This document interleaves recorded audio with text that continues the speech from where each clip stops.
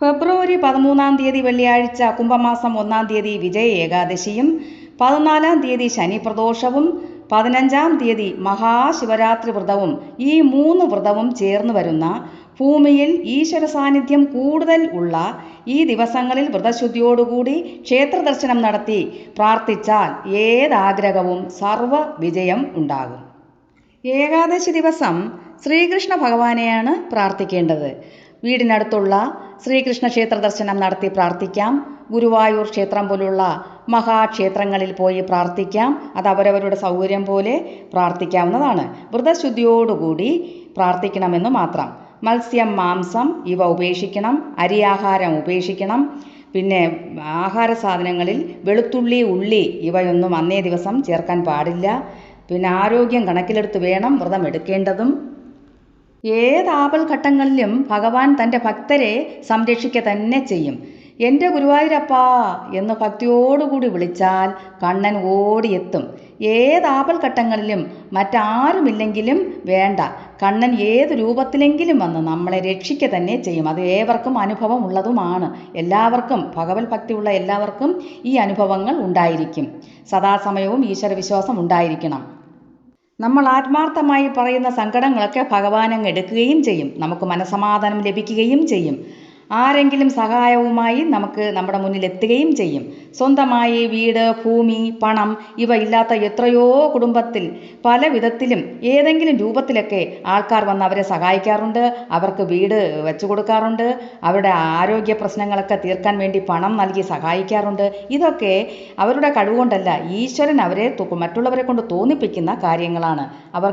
അവർ എപ്പോഴും സദാസമയവും ഈശ്വരനെ വിളിച്ചുകൊണ്ടിരിക്കും. വേറെ വഴിയില്ല, മറ്റാരും സഹായത്തിനില്ല, ഭഗവാനെ എന്ന് വിളിക്കുന്നത് കൊണ്ടാവാം ഇത്തരത്തിൽ അവർക്കൊക്കെ നന്മകൾ ഉണ്ടാകുന്നത്.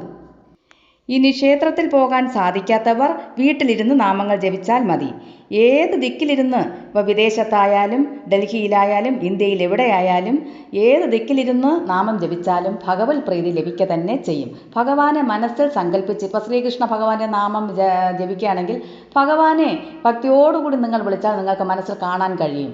അതുപോലെ മഹാദേവനെയും ഭക്തിയോടുകൂടി ഓം നമഃശിവായ എന്നൊരു 100 പ്രാവശ്യം പറയുകയാണെങ്കിൽ നമുക്ക് ഭഗവാന്റെ രൂപം മനസ്സിൽ തെളിയും. അങ്ങനെ നമുക്ക് ഭഗവത് പ്രീതി നേടാൻ സാധിക്കും. എവിടെ ഇരുന്ന്, ഏത് ദിക്കിലിരുന്ന് ജപിച്ചാലും ഭക്തിയോടും മനഃശുദ്ധിയോടും കൂടി ജപിക്കണമെന്ന് മാത്രം.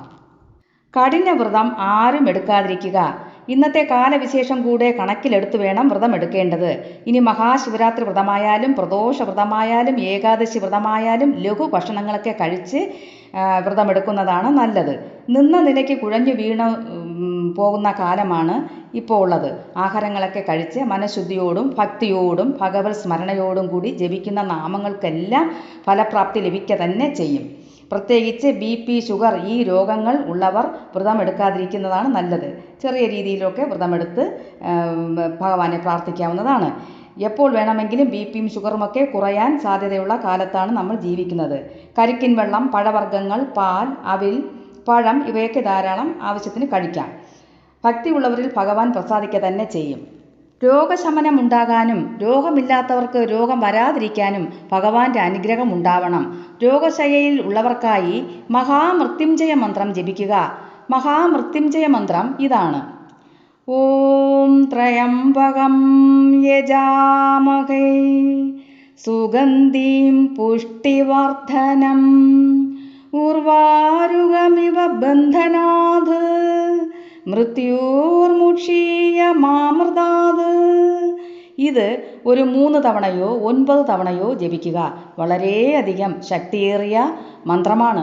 മരണഭയം ഇല്ലാതാകാനും അപകട മരണങ്ങളിൽ നിന്ന് രക്ഷ പ്രാപിക്കാനും ആപത്തുണ്ടാകാതിരിക്കാനും രോഗങ്ങൾ വരാതിരിക്കാനും ഈ മന്ത്രം ജപിക്കുന്നത് വളരെ ഉത്തമമാണ്. അതുകൊണ്ടാണ് അറിവുള്ളവർ പറയാറുള്ളത്, സദാസമയവും കുടുംബത്തിനായി മാത്രം കഷ്ടപ്പെടാതെ അവനവനു വേണ്ടിയും കൂടെ ജീവിക്കണം, അവനവനു വേണ്ടിയും സമയം കണ്ടെത്തണം. ക്ഷേത്ര ദർശനം നടത്തുക, ഭഗവത് പ്രീതി നേടുക. നാമജപത്തിൽ മുഴുകിയാൽ നമുക്ക് ദുഃഖമില്ല, ദുഃഖിക്കാൻ സമയമില്ല. അതാണ് ഏറ്റവും വലിയ ഭഗവാന്റെ അനുഗ്രഹം ആയി കണക്കാക്കണം. അവസാനം ഭഗവാന്റെ അനുഗ്രഹത്താൽ മരണഭയം ഇല്ലാതാവുകയും ഭഗവാനിൽ തന്നെ അലിഞ്ഞു ചേരാനും മോക്ഷപ്രാപ്തി നേടാനും സാധിക്കും. മറ്റാരും കൂടെ ഉണ്ടാവില്ല. അതിനാലാണ് എല്ലാവരും ഭഗവാനെ മുറുകെ പിടിക്കുന്നതും ക്ഷേത്രങ്ങൾ തോറും ദർശനം നടത്തുന്നതും പ്രാർത്ഥിക്കുന്നതും ഒക്കെ. വിഷ്ണു സഹസ്രനാമം വായിക്കുന്നത് വളരെ ഉത്തമമാണ്. പിന്നെ നാരായണീയം വായിക്കുന്നതും കൂടുതൽ ഗുണകരം. സാധിക്കാത്തവർ ഓം നമോ ഭഗവതേ വാസുദേവായ, ഓം നമോ നാരായണായ, ഹരേ രാമ രാമ രാമ ഹരേ ഹരേ, ഹരേ കൃഷ്ണ കൃഷ്ണ കൃഷ്ണ ഹരേ ഹരേ ഈ നാമങ്ങൾ ജപിച്ചാലും വളരെയധികം നല്ലത് തന്നെ. ഭഗവത് പ്രീതി ലഭിക്കും. ഭാഗവത പാരായണം കണ്ണന് വളരെ പ്രിയമാണ്. ഭാഗവതം എവിടെ കേൾക്കുന്നുവോ അവിടെ കണ്ണൻ ഓടിയെത്തുമെന്നാണ് മുത്തശ്ശിമാർ പറഞ്ഞു കേട്ടിട്ടുള്ളത്. ഭാഗവത പ്രിയൻ എന്നും കൂടെ ശ്രീ ഗുരുവായൂരപ്പനെ വിളിക്കാറുണ്ട്. ഭാഗവതം കുറച്ചു ഭാഗമെങ്കിലും വായിച്ചാൽ വളരെ ശ്രേഷ്ഠമാണ്. ഏകാദശി പുണ്യം വളരെ എളുപ്പം ലഭിക്കും. ശനിയാഴ്ച ശനി പ്രദോഷമാണ്. അതായത് മഹാശിവരാത്രി ഞായറാഴ്ച തലേ ദിവസം പ്രദോഷ സന്ധ്യയിൽ ശനി പ്രദോഷത്തിന് എല്ലാവരും ക്ഷേത്രദർശനം നടത്തി ഭഗവാനെ പ്രാർത്ഥിക്കണം. നന്ദി ഭഗവാന്റെയും ശിവഭഗവാന്റെയും അഭിഷേകവും പൂജകളും ഒക്കെ കാണുകയും പ്രാർത്ഥിക്കുകയും ചെയ്യണം. നിങ്ങൾക്ക് കഴിയുമെങ്കിൽ ഭസ്മാഭിഷേകമോ പാലഭിഷേകമോ പനിനീർ അഭിഷേകമോ കരിക്കിൻ വെള്ളം അഭിഷേകമോ ഏതെങ്കിലും ഒന്നെങ്കിലും നടത്തി ഭഗവത് പ്രീതി നേടുക. വളരെ ഉത്തമമാണ്. ശനിദോഷ നിവാരണത്തിന് ശനി പ്രദോഷം തൊഴുന്നത് മൂലം സകല ദുരിതങ്ങളും മാറും. ശനി ദോഷം മാറും. ഏഴരാണ്ട ശനി നിമിത്തമുണ്ടാകുന്ന ബുദ്ധിമുട്ടുകൾ, കണ്ടക ശനി നിമിത്തമുണ്ടാകുന്ന അസുഖങ്ങൾ, രോഗദുരിതങ്ങളൊക്കെ മാറാനേ ഈ ശനി പ്രദോഷം തൊഴുന്നത് വളരെ ഉത്തമമാണ്. വ്രതശുദ്ധിയോടുകൂടി ഓം നമഃശിവായ എന്ന പഞ്ചാക്ഷരീ മന്ത്രം തുടരെ ജപിച്ചുകൊണ്ടേയിരിക്കുക. വളരെയധികം അത്ഭുതകരമായ മന്ത്രമാണ്. ഈ പ്രപഞ്ചം പോലും നമ്മുടെ ഈ അന്തരീക്ഷം പോലും നിശ്ചലമാകുന്ന ഒരു സമയമാണ് ഈ പ്രദോഷ സന്ധ്യാനേരം. മഹാശിവരാത്രി ഞായറാഴ്ചയാണ്. ക്ഷേത്രദർശനം നടത്തി മഹാദേവനെ പ്രാർത്ഥിക്കുക.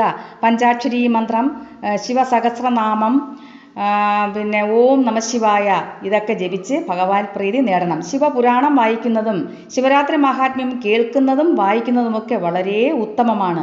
7 ജന്മത്തെ പാപം തീരാനും ആഗ്രഹ സാഫല്യം ഉണ്ടാകാനുമായിട്ടാണ് പണ്ട് മുതലേ ആൾക്കാർ ഈ പ്രദോഷവ്രതവും ഏകാദശി വ്രതവും എടുക്കുന്നതിൻ്റെ പ്രധാന ഉദ്ദേശം. ശിവരാത്രിയുടെ തലേ ദിവസം ശനി പ്രദോഷമാണ്. അന്ന് തന്നെ വൈകുന്നേരം ശിവക്ഷേത്രത്തിൽ നിന്നും തീർത്ഥം സേവിച്ച് ഭഗവാനെ പ്രാർത്ഥിച്ച് വ്രതം ആരംഭിക്കാവുന്നതാണ്. പിറ്റേ ദിവസം രാവിലെ ബ്രാഹ്മമുഹൂർത്തത്തിൽ എണീറ്റ് കുളിച്ച് ശുദ്ധമായി പഞ്ചാക്ഷരീ മന്ത്രജപത്തോടുകൂടി ക്ഷേത്ര ദർശനം നടത്തുക. ക്ഷേത്രത്തിൽ കൂടുതൽ സമയം ചിലവാക്കുന്നതും ഭഗവാന്റെ പൂജകളൊക്കെ കാണുന്നതും അഭിഷേകം കാണുന്നതും വളരെ ഉത്തമമാണ്. സർവ്വ പാപങ്ങളും തീരും. ജീവിതത്തിൽ പുരോഗതി ഉണ്ടാവുകയും ചെയ്യും. എല്ലാവരും സബ്സ്ക്രൈബും ലൈക്കും ചെയ്യാൻ മറക്കരുത്. ഓം നമഃശിവായ എന്ന് കമൻറ്റ് ചെയ്യണം.